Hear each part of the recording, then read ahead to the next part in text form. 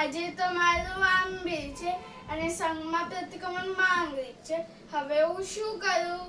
અરે વહુ બેટા, શું થયું? શું તમે જ મારે પ્રતિક્રમણ કરાવી દેશો કે? શું? મારે તો હમણાં કીટી પાર્ટીમાં જવાનું છે. હું તો ચાલી. અરે રાહુ મારી લાડલી દીકરી તો એ તો મને ના નહીં જ પાડે. અરે બેટા, હા મમ્મી. શું તું જ મારે પ્રતિક્રમણ કરાવી દઈશ કે? ના હો, આજે મારી ફ્રેન્ડની બર્થડે પાર્ટી છે. મને નહીં ફાવે. Bye bye. અરે હવે મારે પ્રતિક્રમણ કોણ કરાવશે? શું મારે આજે પ્રતિક્રમણ કર્યા વગર જ રહેવું પડશે? અરે બા, કેમાં ઉદાસ બેઠા છો? શું થયું? અરે મને પ્રતિક્રમણ કરાવનાર કોઈ જ નથી.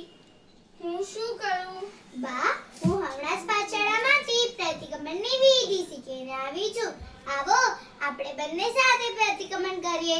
હું તમને કરાવીશ. અરે તે તો અત્યારે ખાલી પ્રતિક્રમણની વિધિ શીખી છે. પ્રતિક્રમણમાં સ્તવન અને સજ્જાઈ પણ આવી. ઈ કોણ બોલશે? અરે, હું આ વખતે શિક્ષણ સંઘની 5મા ધોરણની એક્ઝામ આપવાની છું અને એમાં સૂત્રોની સાથે સાથે સ્તવન અને સજ્જાઈ પણ આવે છે. તો તમે ટેન્શન નહીં લો, હું તમને કરાવી દઈશ. ચાલો આપણે પ્રતિક્રમણ કરીએ. ગો.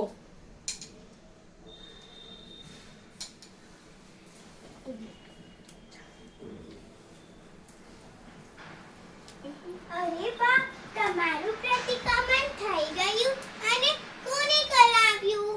અરે લબ્ધી તો પાછળમાંથી શીખીને આવી હતી તો એને મને કરાવી દીધું.